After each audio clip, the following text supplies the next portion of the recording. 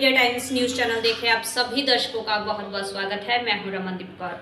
इस वक्त की बड़ी खबर आ रही है प्रयागराज से। क्या है पूरा मामला, देखने के लिए बने रहिए हमारे संगम नगरी प्रयागराज, जहां हाई कोर्ट बार एसोसिएशन का चुनाव जैसे जैसे करीब आ रहा है वैसे हलचल तेज हो रही है। तो ऐसे में अब कानपुर रोड स्थित अधिवक्ता हरबंस सिंह के आवास पर एक बैठक आयोजित की गई, जिसमें इलाहाबाद हाई कोर्ट के अधिवक्ता शामिल हुए और सर्व सहमति से आगामी Allahabad high court bar association के चुनाव में होने अध्यक्ष पद के प्रत्याशी बनाए जाने पर सभी ने सहमति जताई। वहीं इस सभा में आए अधिवक्ताओं का क्या कुछ कहना था कि उन्हें में प्रत्याशी बनाना चाहते हैं, इसके पीछे क्या वजह है, आए दिखाते हैं। हम लोगों ने यहाँ निर्णय लिया है कि हाई कोर्ट बार में हरबंस सिंह से अच्छा प्रत्याशी कोई नहीं है और ये पूर्व में उपाध्यक्ष भी रह चुके हैं और इन्होंने हमेशा ही लोगों को बीसी मिश्रा साहब को, एनसी राजवंशी साहब को और भी तमाम सीनियर अधिवक्ता गिरी साहब के साथ भी रहे हैं। आंदोलन में ये उनके साथ यहाँ पे वकीलों के आंदोलन में यहाँ सचिव भी उन्होंने बने थे, उस समय गिरी साहब ने इनको बनाया था। तो हम लोग चाहते हैं कि इसे एक अच्छा आदमी चुन के आए जो कि बार की कर्मचारी बना, थाने की दलाली ना करे और जगह जगह क्या कहते हैं जो अधिवक्ताओं के जो मामले हो रहे हैं उसको बैठ के उसको हल करे। हम लोग इसी हरबंस सिंह जी को एक अच्छा, निर्भीक और बहादुर आदमी और क्या कहते हैं कि वकीलों की समस्याओं को सुनने वाले, उनको हम लोग जिताने की मंशा लेके एक मीटिंग। सर, आगामी इलाहाबाद उच्च न्यायालय का जो बार एसोसिएशन का चुनाव है उसमें हरबंस सिंह साहब हम लोगों के अध्यक्ष पद के प्रत्याशी हैं। अभी पूर्व में आपने देखा होगा हरबंस सिंह साहब ने अधिवक्ताओं के लिए 10 लाख रुपए कैशलेस इलाज, बाहर के न्यायाधीशों की नियुक्ति का विरोध इन्होंने किया। इलाहाबाद उच्च न्यायालय प्रांगण में जो व्याप्त कुरीतियाँ और भ्रष्टाचार है उसकी बात उजागर किया।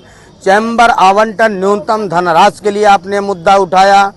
न्यूनतम धनराशि पे जूनियर बच्चों के पास पैसा नहीं होता, वो इलाज नहीं करा सकते, चैम्बर कैसे इलाज कराएंगे।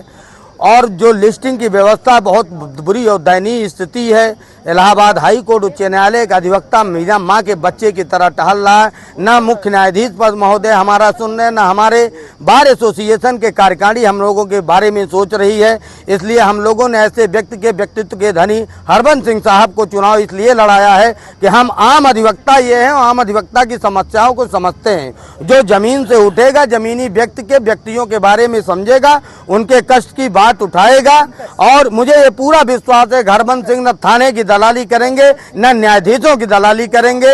इनका व्यक्तित्व बहुत अच्छा है। इनका पूर्व कार्यकाल पूर्व उपाध्यक्ष के रूप में हम लोगों ने देखा है, बहुत ही सराहनीय। आम अधिवक्ता के प्रति आपकी गहरी संवेदना, हार्दिक संवेदना रहती है। ऐसे व्यक्तित्व के धनी व्यक्ति को ही वोट देना हम आम अधिवक्ताओं का प्रथम कर्तव्य है।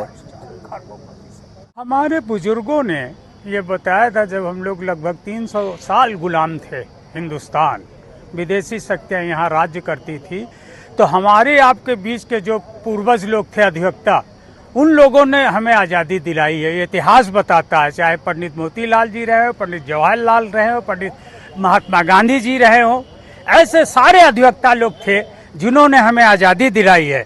और जैसे आज गुलामी के जंजीरों में जकड़ा हुआ है हाई कोर्ट का बार, उस जकड़े हुए को आज़ाद दिलाने के लिए, आज़ादी दिलाने के लिए हम हरबंस सिंह को जो है विजयी बनाना चाहते हैं। हम ऐसा अध्यक्ष चाहते हैं जो दलालों से कोसों दूर रहे, उनको अधिकारों को, जो हमारे क्लाइंट होते हैं, मुवक्किल होते हैं, उनका हक मिले। दूर से आते हैं, बाद में यहाँ जो सुनवाई नहीं करते, डेट दे देते हैं, लिस्ट में 80 तक सुने, 80 के बाद आज नहीं सुनेंगे, फिर टल गया, तो उनका पैसा बहुत बर्बाद होता है, मुवक्किल बहुत हरास होता है, उसका डिप्रिसिएशन होता है, हमारा अधिवक्ता के ऊपर, उसके भविष्य के ऊपर इसका असर पड़ता है।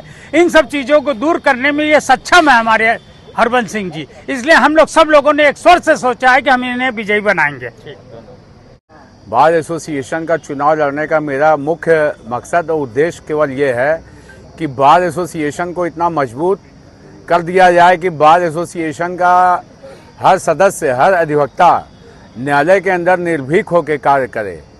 जब तक अधिवक्ता निर्भीक नहीं होगा तब तक वो अपना कार्य न्यायालय के अंदर ठीक ढंग से कर नहीं सकता।